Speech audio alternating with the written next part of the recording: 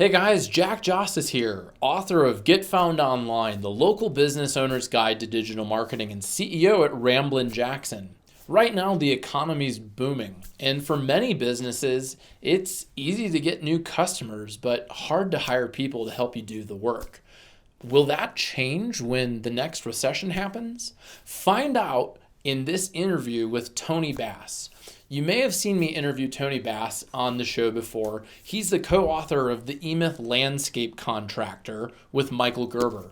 I'm personally a big fan of Michael Gerber and all of the E-Myth books because they talk about creating a system of systems to grow your business. And in this interview, Tony and I talk about a selling system. Should you charge people for your first appointment when you're doing sales?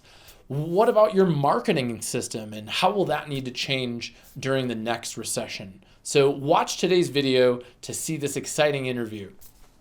It's a show about social media. It's a show about business fun. It's a show about internet marketing in the form of a video. All right, folks, here we are with Tony Bass. Tony Bass, you may have seen on the show before, is the co-author of the E-Myth Landscaper, Why Most Landscape Companies Don't Work Out and What to Do About It, with Michael Gerber. I'm a huge fan of Michael Gerber and the E-Myth. And Tony, I've enjoyed your book so much that I actually bought some copies. I sent one to a gift to a guy, Ruben Moon, who found me on YouTube, bought my book, and we started emailing. I'm like, oh, you got to read this book. He couldn't get it, so I just sent him one. So it's been really fun, just following up, keeping in touch with you. And before the interview, Tony and I were talking. Tony, you're doing a lawn and landscape marketing survey, and I know you haven't really released the results yet, but I wanted to hear what's a sneak peek, maybe what are some of the issues that you're seeing people have? What issues are you seeing lawn and landscape contractors have, in particular with marketing? Well, Jack, number one, thanks for taking time for us to get on here today and talk. And, it's a cool way to communicate. But I got my hands on a copy of Get Found Online, the local business owner's guide to digital marketing by a guy named Jack. You know him? Yeah. Yeah. Thanks for checking. Listen, I want to congratulate you on the book to begin with, because as a landscape contractor, somebody who's been in the landscape industry for 30 plus years, frankly, I'm excited about the practicality of the information you're providing around this subject of digital marketing. And so if somebody's watching today and they haven't gotten your book yet, they need to get a copy of it. They need to read it from cover to cover, because it reveals not only how to go about digital marketing, but it's going to teach you how to manage a relationship with a web development company if you're using someone other than Ramblin' Jackson. So, I'm excited about the information you've shared and the thoroughness of the detail that you're covering in that book, Jack. And you're right. As you and I have talked about, we have been running a survey here at the Super Lawn Toolkit, which is my consulting practice, which focuses on helping lawn and landscape business owners add more profit. I don't necessarily care about, big fat $1 million companies. What I care about are companies that are wildly profitable, 3 to 5 times more profitable than the average lawn and landscape business. And Jack, what I'm seeing with this recent survey that we've kicked off here in 2019 is that contractors are confused about marketing. They're confused about the purpose of marketing. They're confused about how to execute it. There is a lack of emphasis on marketing. And unfortunately, this creates some huge problems in a company in terms of it really being able to maximize its profitability. I'll share with you one central theme that we're getting right out of the gate here. It seems that lawn and landscape contractors have gotten rather comfortable bitching and complaining about employees. Yep. And they're saying, hey, I can't find enough of them. I can't find good ones. I can't find ones that are reliable. And therefore, I cannot grow my business. And this is a very dangerous place for a contractor to stay, thinking like this. This is the mentality of a lowball landscaper saying that you don't have enough resources. Listen, if you truly do not have the marketing savvy to go out and attract employees to your company, then you need very specific skills in marketing to help you attract employees better. But further, you see, marketing creates this just ginormous amount of confidence in a contractor to be able to accelerate their marketing when the economy is growing and expanding or contracting, because they know that the results of effective marketing is going to allow them to raise their prices. Absolutely. And this is the key thing. Look, if you have an employee shortage problem, it's probably related to the fact that you're underpricing your work, so you can't hire the top performers that are available in your area. And yes, wages have been going up. They've been going up 5% a year for the past 4 years in a row as we've been surveying and had clients come through our Superlawn Toolkit training programs. A 5% increase over 4 years is a 20% increase in wages. Look, we have found that the average wage today in the lawn and landscape industry, Jack, is now reaching $39,000 on average. That's nearly $20 an hour for workers in this industry. And so if you're trying to hire people at 10 or 12 or $14 an hour, well, you may have some challenges with that. Yeah. Or this is another mindset of the lowball mentality. You think that you should only hire experienced workers. You see, if you think that you can only hire experienced workers, what that does is it tells the prospective employee, we don't have a good training program in our company. And so I'm a huge advocate that the reason companies get stuck is because they can't attract enough employees. Perhaps when the economy is expanding, we have to compete for employees. But then when the economy starts contracting, we're going to have to compete for customers. And so if you don't think about your marketing program as marketing for employees during the expanding economy, then you're missing an opportunity to grow your business easily, because there are so many customers today that are well positioned financially, and they can invest money in their lawns, their landscapes, their gardens, their outdoor areas, and so on. Right. And you know what's even better is this trend that will not be going away for the next several years. We still have the retiring baby boom generation, which is retiring at 10,000 people per day, and that part of the of our demographics, they spend more money on lawn and landscaping than anybody. Of course. Plus 60 years old. Yeah. And one of the things that a lot of contractors who are targeting baby boomers don't realize is how much baby boomers actually use smartphones. In fact, we've done surveys and we've ran studies that show that baby boomers often use their smartphones more than millennials because they're more available during the day. And a lot of people are really surprised to think that baby boomers would actually search online or use email on their phone, but that's absolutely where they are. Partly they're taking pictures and getting photos from their millennial kids like me who have their grandkids, right? So that's one of the things. So tell me a little more about, one of the things that we had talked about was why during a boom economy you want to be marketing and growing your presence, and also what's on a lot of people's mind is what happens during a recession, and should you even do marketing then? Yeah. So to start with, the data from our survey clearly shows that a lot of contractors believe that if they spend additional money or energy or effort in marketing right now, that it's going to create more problems for them than it is going to benefit them. In other words, they're going to have more estimates to write. They're going to have more jobs to execute. And the response I have to that is that, number one, if you are that busy, my friends, raise your prices. Yes. And when I say raise your prices, I mean do it today, do it tomorrow, get started immediately. And listen, Jack, after 30 plus years in this industry, and I've personally gone out and written estimates for millions and millions and millions of dollars worth of landscaping projects, lawn maintenance projects in my career. Uh-huh. And after about 8 years of doing that, I had all the practice that I needed.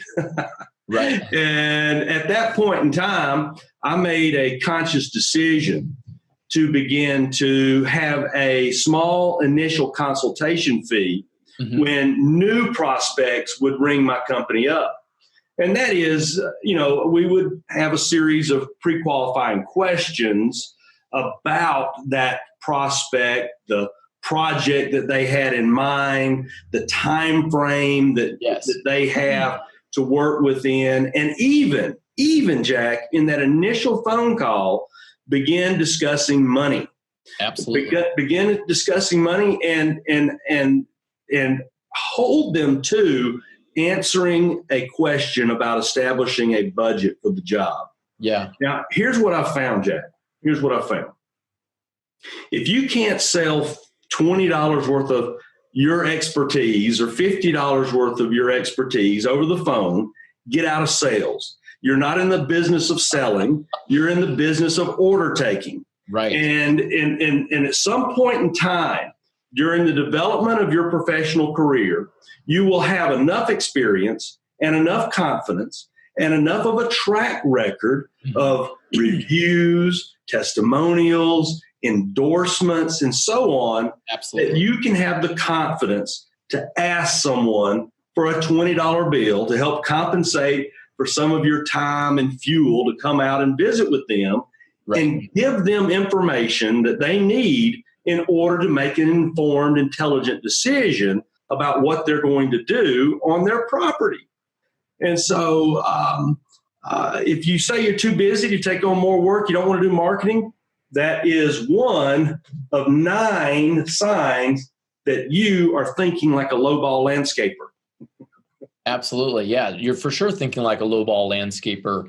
And I love the idea of charging a design fee or a planning fee, something like that, for several reasons. One, on that initial call, you're going to disqualify a lot of terrible prospects who are looking for the lowball landscaper, chuck in a truck, lowest price bid, right? If you charge something and people pay for it, they're going to show up on time, they're going to value your expertise, and they're going to be way more likely to continue buying from you. In direct response marketing, there's the saying of buyers are buyers are buyers, which, you hear people like Dan Kennedy and Frank Kern talk about. I think it applies absolutely to landscaping. And in fact, I've many of my clients who charge for that even do it through their website, through a tool like Calendly or any of those scheduling tools. Sure. When people request an appointment, they can even schedule a time and pay, sometimes even online. That's one way to handle when your marketing's really dialed in, to even automate some of that. The other thing I really like about that, Tony, is that you could potentially train another person, an upcoming salesperson or office staff, to maybe do some of that pre-qualification for you, sell that tripwire offer, and fill your calendar with truly qualified leads. Some folks, when they hear this idea about having an initial consultation fee, are skeptical. Mm-hmm. And I've worked with contractors all over North America, Jack, and I've actually sat, elbow to elbow, knee to knee with phone representatives, customer service representatives, and with landscape architects who are trying to meet sales goals. They're trying to improve their company's performance. And I have yet to see a company who truly embraced this idea. I've yet to see a company who practiced this idea with role playing. Mm-hmm. I have yet to see a company not be able to execute on it. And I've heard the arguments. I've heard the naysayers. I've listened to the doubtful out there who say, but in my area, my customers are different. They're low down, scum sucking buyers who would never, ever, ever pay for an estimate. And I say, if they talk to me, I don't care where they're at, they would be willing to pay for an estimate because we have scripted the responses to every objection that will come up about having an initial consultation. I love that. And, having a script is another thing that makes it easier to, scale your selling process and also free up time. A lot of contractors will say, oh man, I'm just slammed. I'm out doing estimates. I'm doing designs. I'm managing people. I'm interviewing people. I'm firing people, and they're doing everything. And when you have a selling system that has a script, a simple script with the objections like that, you can take a decent person on the phone and prepare them to be really good and help help get the right people on your board. And one of the most enjoyable consulting events that I've had in my career, Jack, I worked with a company who had 5 landscape architects on staff.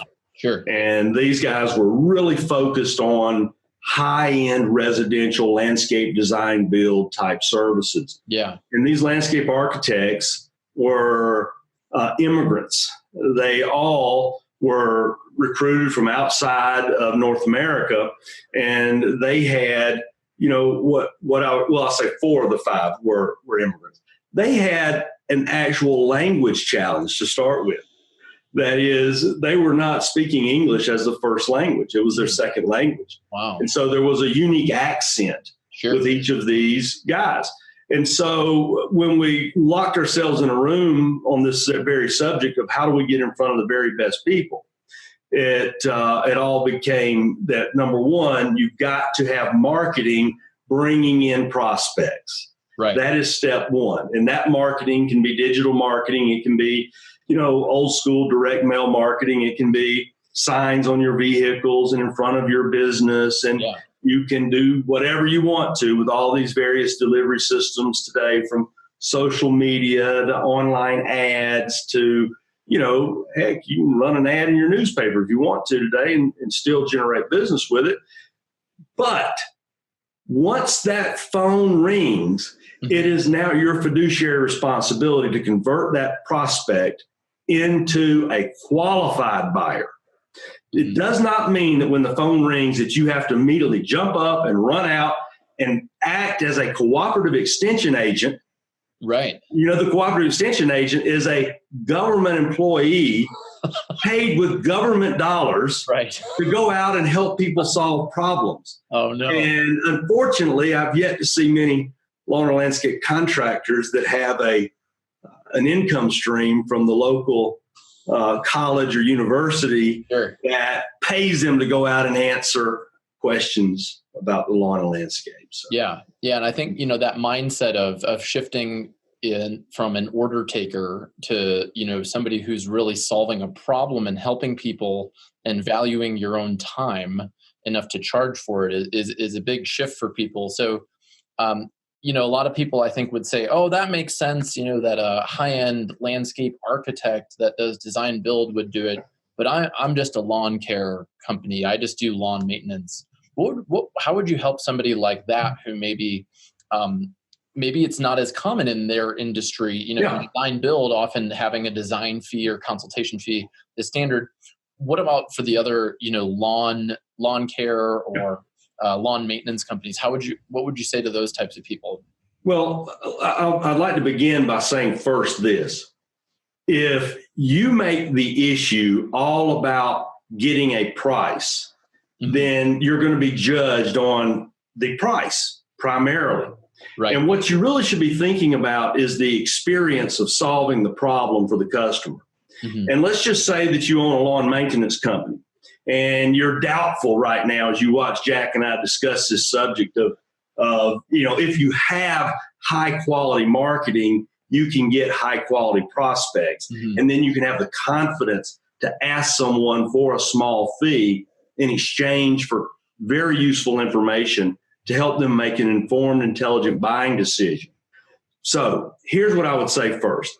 Let's say that you do only provide lawn and landscape maintenance services. The phone rings and Mrs. Jones says, I'm calling today to get an estimate for my lawn and landscape work.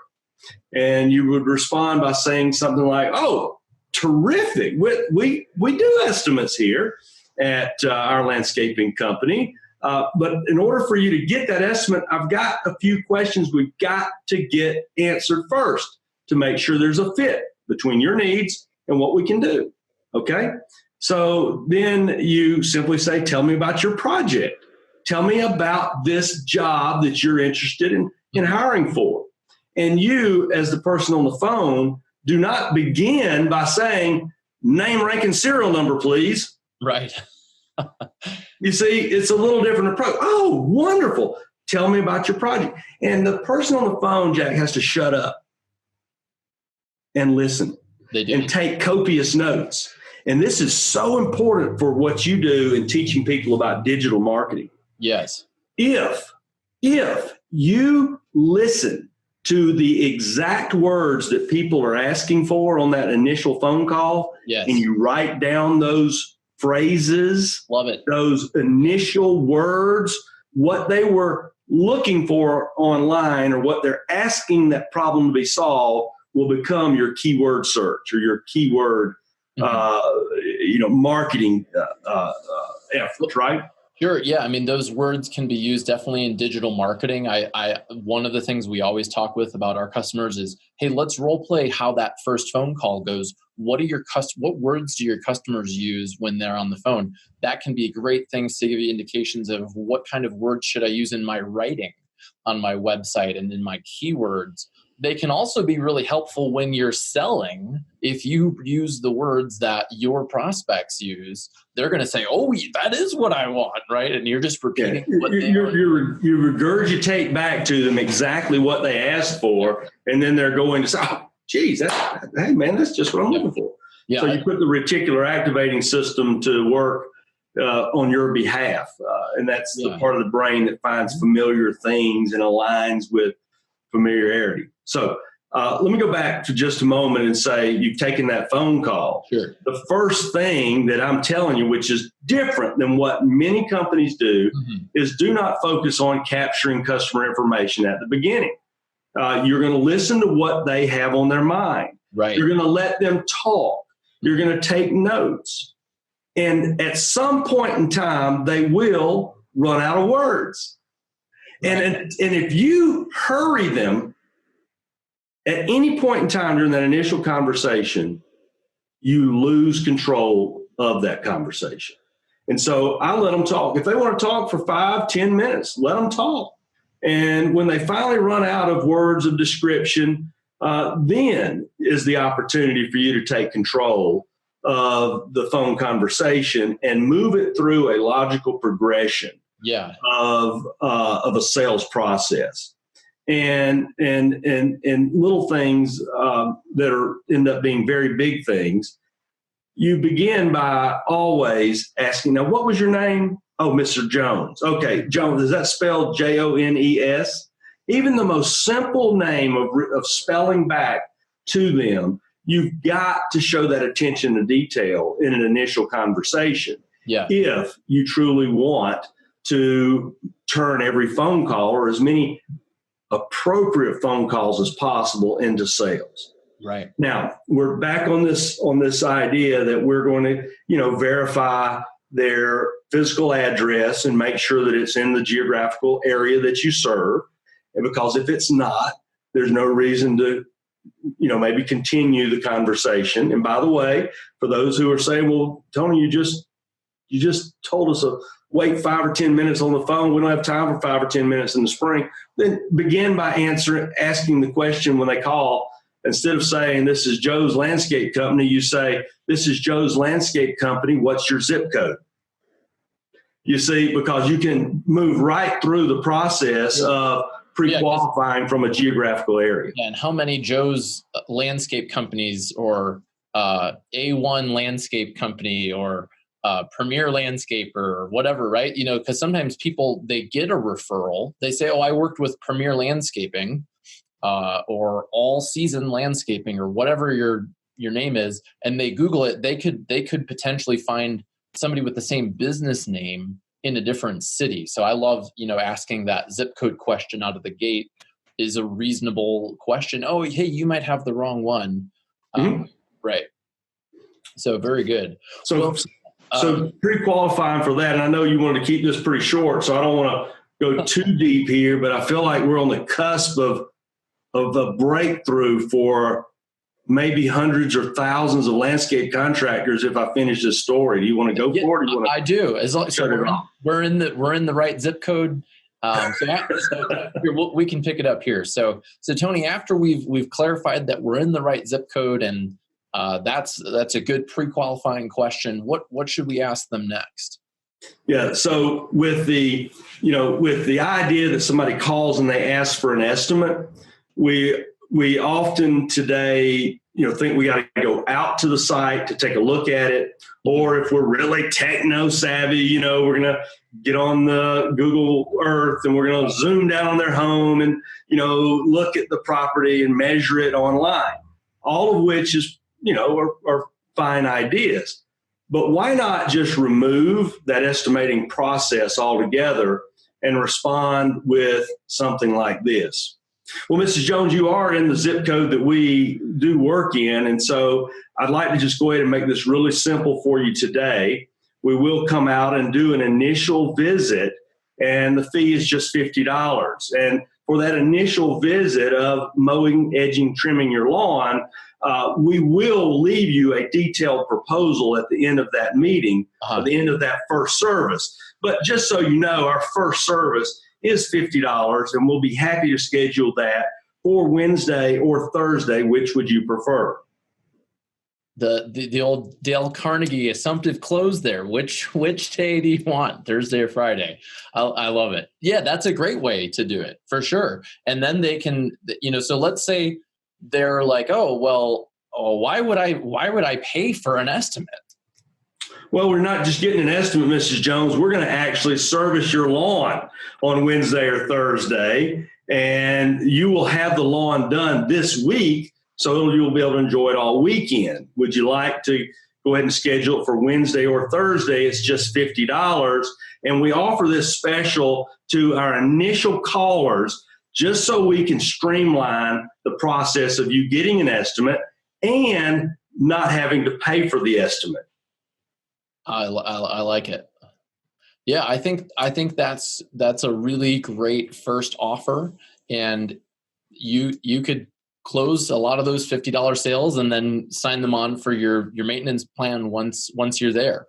Yeah. So what I've found, Jack, is that if you're prepared to make 3 offers, count them, 3 offers during that initial phone call, you can overcome that price objection of a $20 initial consultation or a $50 initial consultation or a $50 initial visit program. Right. And so, simply by you saying, gosh, I don't know if I want to spend $50. I mean, I'm only spending $35 today or whatever. You say, well, Mr. Jones, look, we don't know about the size of your property or the condition of your property as we sit here on the phone today, but here's what we do know. You'll be completely satisfied with the visit that we make. It'll demonstrate our services. And so you will be happy, because if you're not happy, we will fix or repair anything that you're not satisfied with on that initial visit. If you're at home to meet us while we're there and see how efficiently we work. And Mrs. Jones, if you end up hiring our company for services on an ongoing basis, then we'll go ahead and apply the $50 you pay towards an annual program. So what do you think? Would you like for us to get started on Wednesday or Thursday? Oh, let's do Thursday. Yeah, there you go. That's great, Tony. Yeah, that's fun. I really like that. And I love that you can apply that initial investment as a credit towards their project. So yeah, and it really doesn't matter, Jack, if that initial visit is for a turf audit. if that initial visit is for an irrigation audit, if that initial visit is for a conceptual design or a design meeting, we've got to have a higher level of confidence that the ideas and information that we possess as professional lawn and landscape business owners is of value. Mm-hmm. It is not to be given away to just anyone for free. It might be given away for free to highly qualified people, but we've got to have the confidence to ask for, I believe, a small amount of money, a small commitment.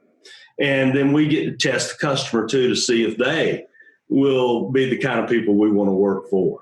Yeah. Great. Well, I love it, Tony. There's so much more we could talk about, but unfortunately, we've got to wrap up here. I do know, tell us a little bit more. How can people, if they want to learn even more about how they can avoid being a lowball landscaper, how can we get access to that report that you were telling me about earlier? Yeah. So Jack, I'll show you. Here's the cover. Can you overcome the temptation to think like a lowball landscaper? I've identified 9 different ways that contractors act like and take on some of the attributes of the lowballers that I hear complaints about from time to time. And one of those, Jack, is what we've talked about here today.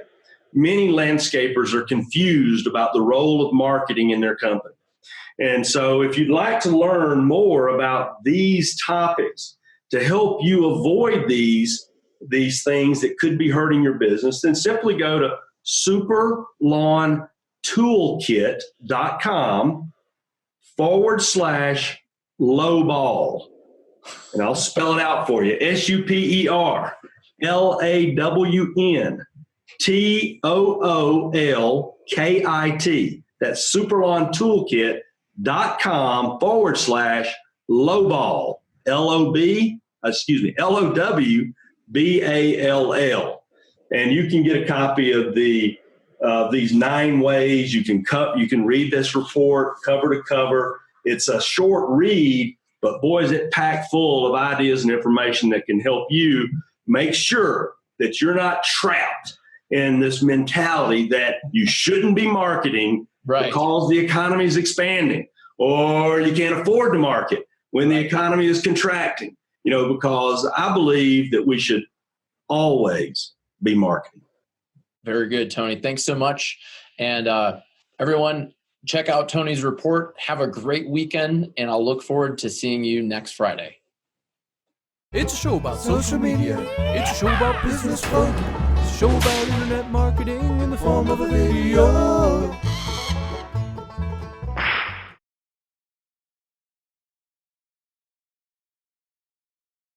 What happens during a recession? Will you need to be marketing for clients then? And right now,